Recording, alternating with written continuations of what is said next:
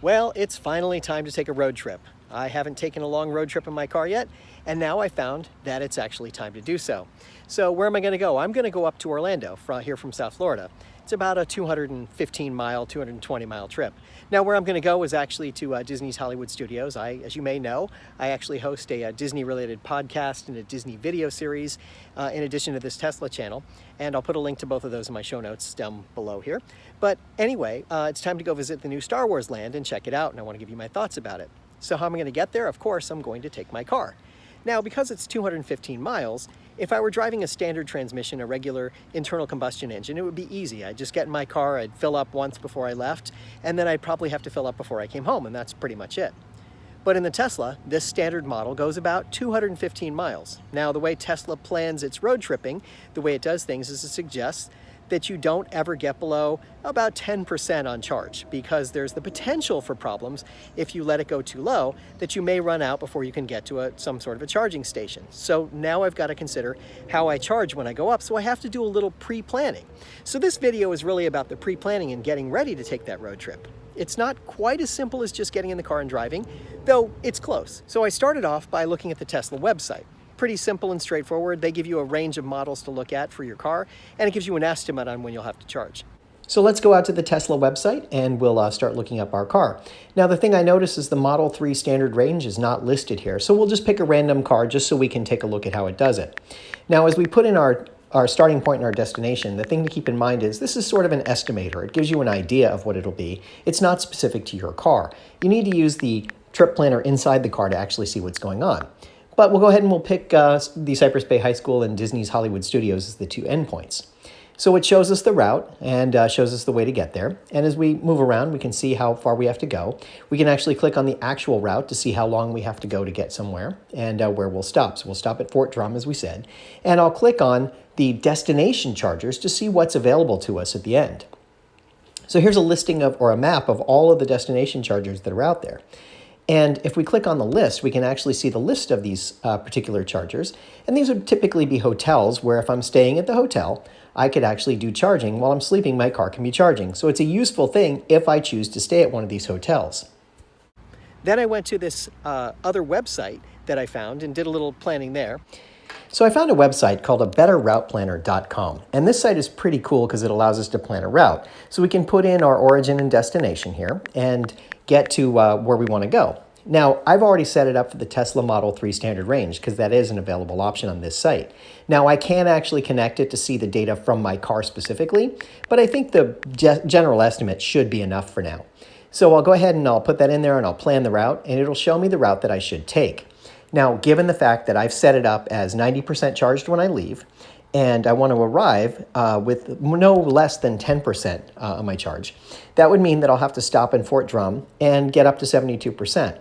And I can go back and I can make some adjustments to my actual planning here by clicking that little arrow and then doing the show settings, and I can make some changes to it. Supposing I want to say that I want to change the starting amount that I'm charged, supposing I want to change some other things, I can do that right in here just by clicking it.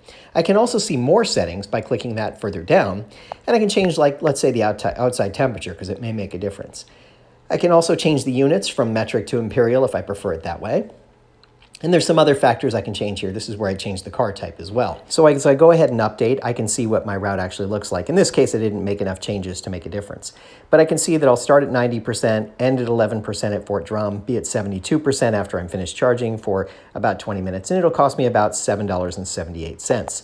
Now, of course, I can change this, as I said, to 100% if I prefer, and then go ahead and recalculate and see if anything's different. Now, I also want to end up with 30% at the end because I want to be able to use my car while I'm at the other end. So I'll make that change. And that allows me to see the changes in here. I can also see it as a route map and actually look at it and how long I'm going to be stopped to charge and so forth as I go through the process. So pretty cool, and I can click on the details of that particular charger. So for comparison, let's say we make that same 220-mile trip and we're getting 30 miles to the gallon in a standard gas engine. That would mean that we would consume about 7.3 gallons of gas. At $2.50 a gallon, that would mean that it comes to $18.33 for the same trip that I'm paying $7.88 for. And then of course I planned in the Tesla to be actually able to do the trip. All right, so we're going to look at the car now. We're looking at how we sit in the car and where everything is. So I'm here, I'm near the Cypress Bay High School. It's across the street from where I am. And that's a good starting point for how I'm going to do my trip. But as we zoom out the map and we look at the entire state of Florida, we can see these red dots start to appear. These red dots, these are actually supercharging stations. So as we pull back, we can see all the superchargers that are throughout the state of Florida. There's a number of them. You can see how they go along the coastline here. They're along the coast, along the major highway, and then over here on the west coast over toward Tampa as well. And then they cut inland and go along the turnpike and head up toward the Orlando area. And then there's several in Orlando as well. You can actually stop at them. They're out of range for how far I can drive right now with the amount of charge that I have. So it's, as it would route me, it would tell me that I can't get to those without charging. But the idea is you can see where all of these charging stations are and how they work out. So I can go to them as I'm driving along and decide where I'm going to go. Now at the moment I'm at about 90% charge, 85% charge, something like that. So I'm going to go ahead and I'm going to put in my destination. Studios, there we go. So that's where I want to ultimately wind up. So it's going to give me a route. It's going to find superchargers that will get me there. There we go. Now, the way it's telling me to do it, 500 feet, turn right onto Bonaventure Boulevard.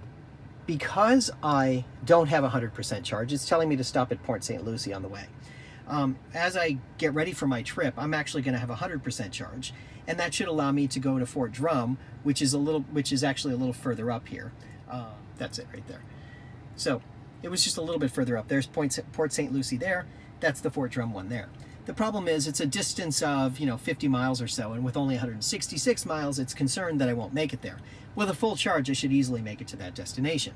So I'll have to charge up along the way. So as I set up my trip, it'll take me up there. Now that'll route me up, and that's great. That'll give me enough charge to get up to the destination. And that will get me 500 feet, turn right onto Bonaventure Boulevard. And that'll get me up there, no problem. And it tells me what percentage I'll have left, about 9% when I get to Port St. Lucie, and then about 12% when I get to the studios.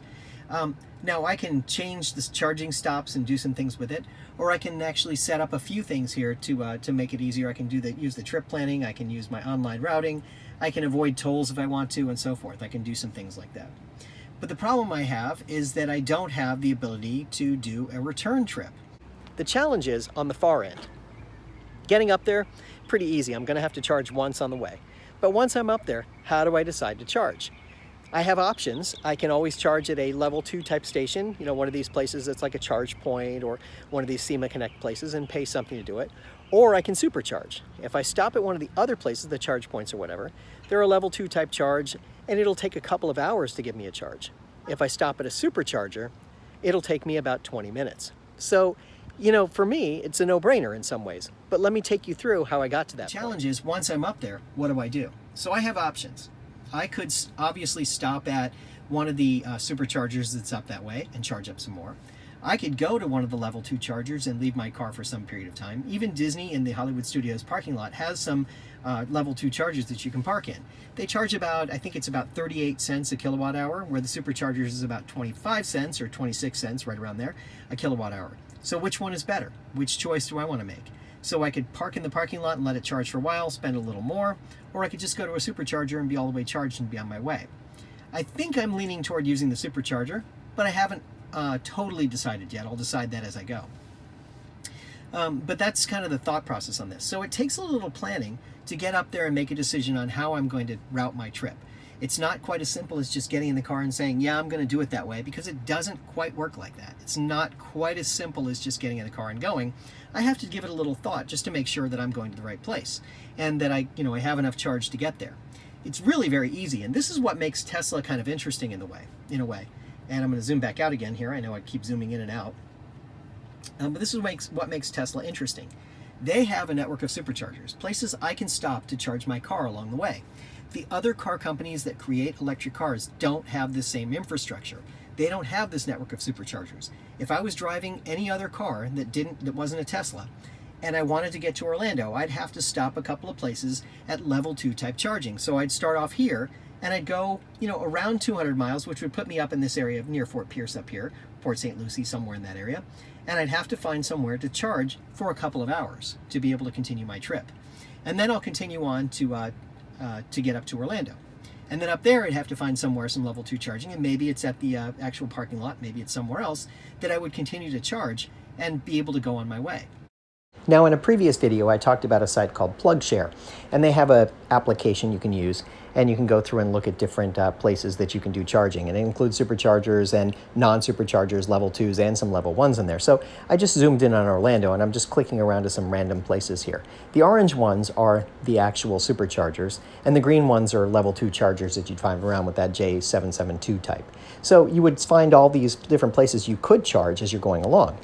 The tricky part is, if you decide that you want to charge at one of these places, they can take up to 4 hours to do the charging. So if you decide you want to do that, maybe you park your car somewhere where you're going to spend 4 hours, like say at Hollywood Studios here, where they have a few EV chargers out there, and you go into the Studios theme park for a while you're actually charging your car. That's a useful thing to do. They have a couple of plugs there. If they're available, they're use the ChargePoint service to actually do the charging.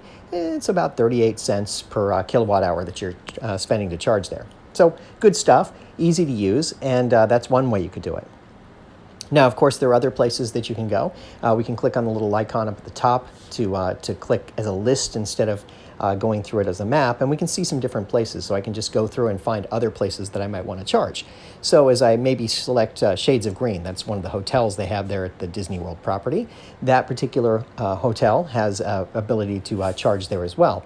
Same thing where you go to the valet, you talk to them about wanting to charge, and you charge there. And if you're staying at that resort, that's great. So that's like a destination type charger. So you can use that in that way. I did notice there are 2 supercharging stations near where I'm going to be. The first one is in Celebration, Florida, and that's just southwest of Disney. It's on Disney's property. And there's another one up here in Dr. Phillips, which is just on the northeast corner of Disney property. So either way, there's some superchargers that are close by. There's another one that's a little further out, that's kind of north of the property, but that's okay. I can use any one of these superchargers to top myself off and then route myself home. So now let's look at the return trip. Let's go back to a betterrouteplanner.com, and we'll reverse the route coming from Cypress Bay High School up to Disney's Hollywood Studios and just go the other way, just returning the same way. So as we do the plan route, it'll come back with a suggested route that will get us to a supercharger to get us home with plenty of energy. So we can see that we're going to come down through the same Fort Drum Service Plaza, and we can actually look at it on the list again, where we can actually see it as we leave there with 90%, we get to Fort Drum with about 49%, and we charge up to go the rest of the way home. But let's assume for a minute that we want to be able to charge and have less energy when we're up there and be able to charge on the way out as we're leaving. So let's change the 90% starting charge down to 30% starting charge, so we're starting in a place that makes sense. So we'll make the change, and we'll reset it to be 30% when we're actually leaving Disney's Hollywood Studios. That would account for us getting up there and being able to drive around for a little while and leaving with 30%. Now, what that would mean when we calculate the new route is that it'll actually have 2 stops on the way back. It's suggesting we stop at Celebration, Florida first, and then down to the Fort Drum Service Plaza on the way back.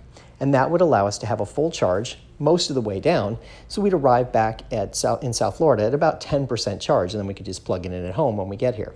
So that's a pretty reasonable thing. And so that takes care of the planning process. And now it comes down to actually executing on that plan and going up there. So typically what I do when I go up is I'll drive up, I'll leave early one morning. I'll leave before 6 o'clock in the morning, and I'll arrive sometime before 10. I might actually leave earlier this time because I have to actually stop to supercharge. And I'll get up there, I'll spend the whole day there until the park closes. Then I'll go to a hotel for the night, spend one night, and then get up the next morning, spend a couple of hours finishing up anything I wanted to do, and then I'll drive back. So it works well for me from that perspective because I feel the least amount of fatigue that way, and I'm able to drive easily, though this car should make the drive a little bit more convenient and easy in some ways.